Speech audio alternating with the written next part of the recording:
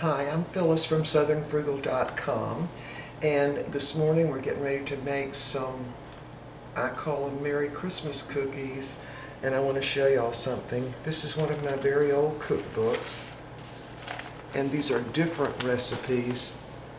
See that? Christmas cake cookies. This was the 1960s. This book is the 1970s, and Merry Christmas cookies. Again, there are about 3, I think there's one on this page too. Yeah, Merry Christmas cookies. So they call them different things. I think they're just basically a fruitcake cookie. That's what they are. And mostly the only fruit that's the candied fruit that you use, that you use is usually just pineapple and cherries. So now the pineapples and cherries are coming mixed together for you. So that's 16 ounces, and what I do is just take scissors and snip the pineapple into usually 3 little sections, and I snip the cherries in half. So anyway, alright, so let's get started here. Alright, first thing we're going to do is mix up the base batter. And that's going to be, let me just take this out while I'm doing that. Alright, we're just going to put it all in at one time, the base batter except for the flour. So, 1 cup of packed light brown sugar. And you want to pack that in your measuring cup. 1 cup of softened butter. You need the whole cup too. That's 2 full sticks.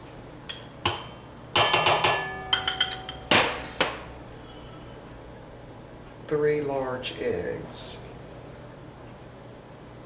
Dump those in. I've got all that at room temperature, and of course the butter's softened.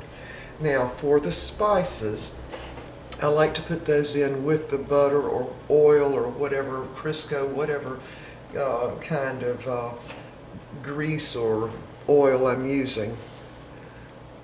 1 teaspoon of cardamom. That's what that looks like. That's pretty expensive, and you don't have to use it. You could use like a teaspoon of lemon flavoring. 1 teaspoon of ground nutmeg. 1 teaspoon of ground ginger, and that's just 2. There's the ginger and the ground nutmeg, and of course y'all know what cinnamon is. Ground cinnamon, 1 teaspoon. So that's 4 spoons of spices. I'm going to dump that right in. We're going to use 1 teaspoon of vanilla extract, just 1 teaspoon.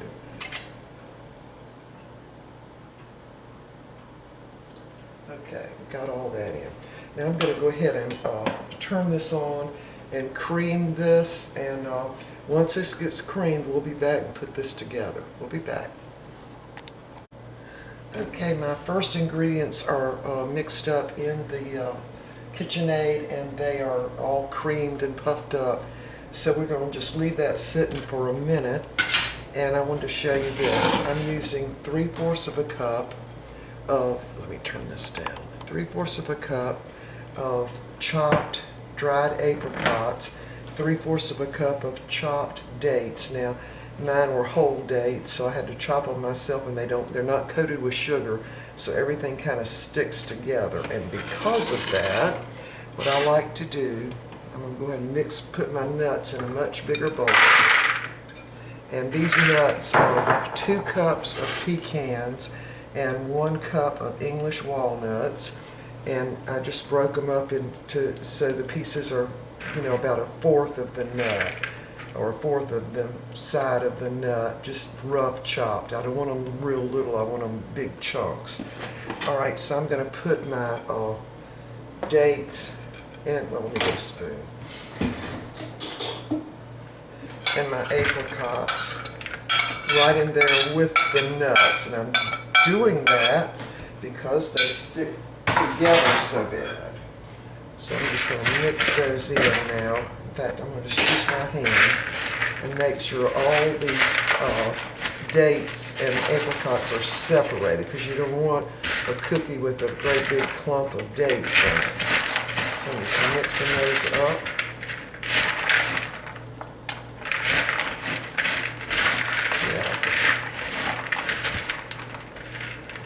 Yeah, if you get the kind of dates in the store, the dromedary dates, they'll be coated with sugar and they won't stick together this bad. They also will be kind of dry probably. Okay, that's probably good enough. Now we're going to mix in a 16-ounce little container of candied cherries and candied pineapple. Some of the pineapple is green and some of the cherries are green. So I just cut the pineapple into 3 sections and cut the cherries in half. We're just going to mix those in too, because I want everything evenly distributed in the cookies. And it's just easier to do it with my hands. Alright, so I'm going to continue mixing these all up until I get them real evenly distributed. And once that's done, we'll come back and I'll show you what we're going to add. We're going to add the flour and the baking soda to the batter that's already creamed over here in the KitchenAid. So we'll be back. Alright, we've got the nuts and the fruits all mixed in pretty thoroughly. So I'm going to set that aside for just a minute because we're going to end up pouring our batter into this bowl. Alright, so we've got 3 cups of cake flour. And to that I'm going to add 1 teaspoon of baking soda. Now this is not baking powder, baking soda. And just whisk that around a little bit. And I did sift this flour. And then I measured it. And then I sifted it again actually. Okay, so the flour's kind of mixed up there now. 1/2 cup milk. Now at this point you could use 1/2 cup rye, wine, 1/2 cup rum, or any kind of liquor you want. But I tend to think that the cookies are nicer when you use milk. I don't like my cookies crispy like that. And if you add any kind of liquor or wine, it's going to make the cookies a little more crispy. But if that's the way you like them, that would be the thing to do. Okay, so now we're ready to add the dry ingredients and the milk alternately with this mixture over here. So let me move y'all over. Hold on. Okay, I'm going to start adding the flour and the milk alternately. Just put in a tablespoon or so at a time, and I've got my KitchenAid on the #1 setting.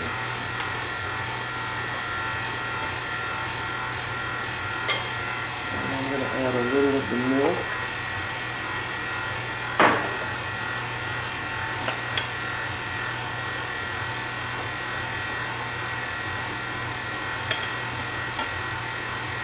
And a little more of the milk.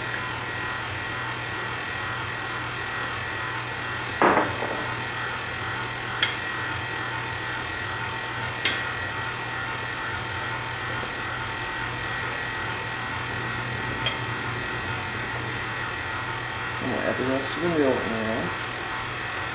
That's a 1/2 cup of just regular whole milk. And now we're going to add the balance of the flour. I'm really liking my KitchenAid a lot. These will to make a lot of things for this Christmas season.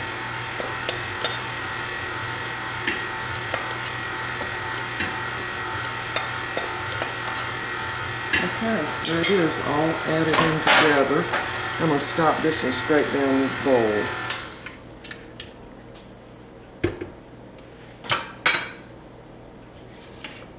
And scrape up from the bottom too, just in case. Although my experience with the Vitamix is there's never anything on the bottom that needs to be stirred up, which is really good. Oh, did I move y'all?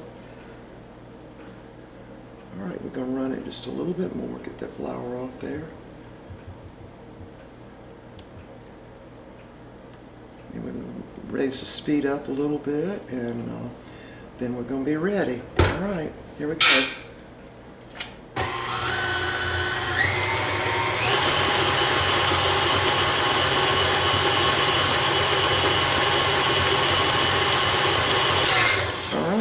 should do it. All right, I'm going to move y'all over on the other side, and we're going to put this in with the fruit and nuts. So we'll be right back. Okay, here's what the batter looks like. And what I'm going to do now is add the batter to the nuts and fruit, just because it's much easier to do it that way. And I'm also going to mix all that up with my hand, because a hand is worth about 10 spatulas in my opinion.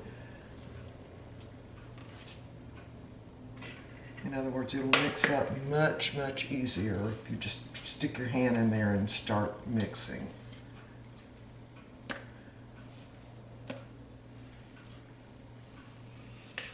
I want to get all this batter out.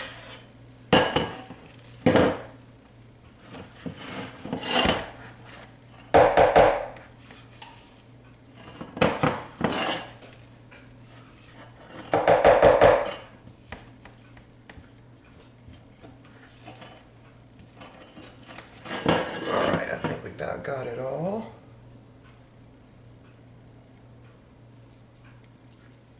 Okay, now we're ready to mix it in. I'm just going to use this hand. Bring the nuts up over it and the fruits and sort of mash them into that batter.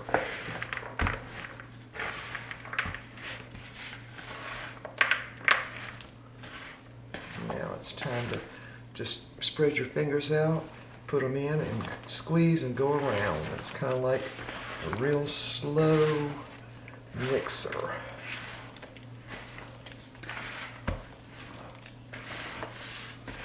And of course you want to make sure that you mix your nuts and fruit thoroughly together before you ever put your batter in.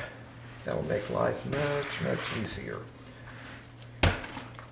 Alright, I think we've got it pretty thoroughly mixed now. Alright, so now what I'm going to do is put this in the refrigerator for about 30 minutes just to firm it up a little bit. And then we're going to put it on the cookie sheets and we'll be ready to bake it. Again, my oven is preheating to 300 degrees. We'll be back. Okay, I let my batter cool for about 30 minutes. I actually put it in the freezer to hurry things up. And then I used a little melon scoop, so I've got a good tablespoon or a little more, spaced them out. So we're going to bake these at 300 degrees for about 30 minutes. And I'm going to go ahead and cook everything, and then we'll be back later on this afternoon because it's going to take a couple hours. So we'll be back. Okay, we are back, and I have got the last batch of cookies in the oven. Their buzzer is going to go off any second now. And I wanted to just share some little tips with you on this. Make sure your cookie dough is cold, and scoop it out with a little melon scooper and have it rounded at the top so you got kind of a ball about that size. And go ahead and bake them the full 30 minutes, and of course use parchment paper would be best. And then when you're cooling them, just let them cool on the cookie sheets if you want them softer. Like I like mine crisp on the outside and then soft on the inside. So cool them just on the pan if you want them that way. If you want them crispy, then just, you know, put them on a cooling rack. But anyway, I've got all of them done except for the ones in the oven. So I'm storing them in these little salad containers that we get. That's what the spring mix lettuce comes in. And I actually have got a couple of them that are even taller than these. But anyway, I go ahead and cool my cookies on the rack and go ahead and put them in these little storage containers. Alright, so let me go check my oven. Be right back. Okay, I just took these out of the oven. I'm going to let them completely cool on the cookie sheets. And I didn't discover this until this last batch, that I could actually get 15 on one tray. I could have saved myself a lot of time if I had known that before. So we're going to let these cool, and I'm going to take them off and then store them, and I'm going to go ahead and freeze them and then we'll take them out, when we're ready to use them, which will be a little before Christmas. So yeah, they freeze really well. And let me just say again, have your cookie dough cold. Don't try to make them right away when you mix up the dough. In fact, if you waited if you mix the dough up one day and then didn't cook them till the next, that would be even better. And in between baking, you want to make sure you put your cookie dough back in the refrigerator. So you want to bake them at 300 degrees for 30 minutes is how long mine took. Now I baked them I've got a small wall oven, and I just had one on the lower shelf and one on the higher shelf. And after 15 minutes, I just come in and switch the little cookie pans and then let them finish cooking, and it works out great.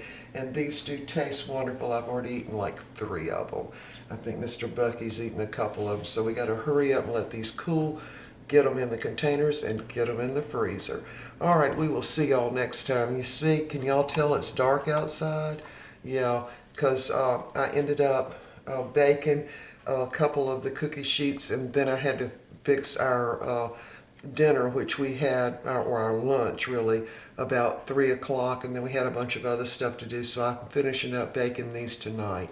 All right, we will see y'all next time. I hope you'll try these. Now, I'm going to go ahead and just call these fruitcake cookies, because I noticed on the internet that there are a lot of entries there that say Merry Christmas cookies. Now, I know these as Merry Christmas cookies, but it looks like they call Merry Christmas cookies other things too, so I'm just going to call them fruitcake cookies.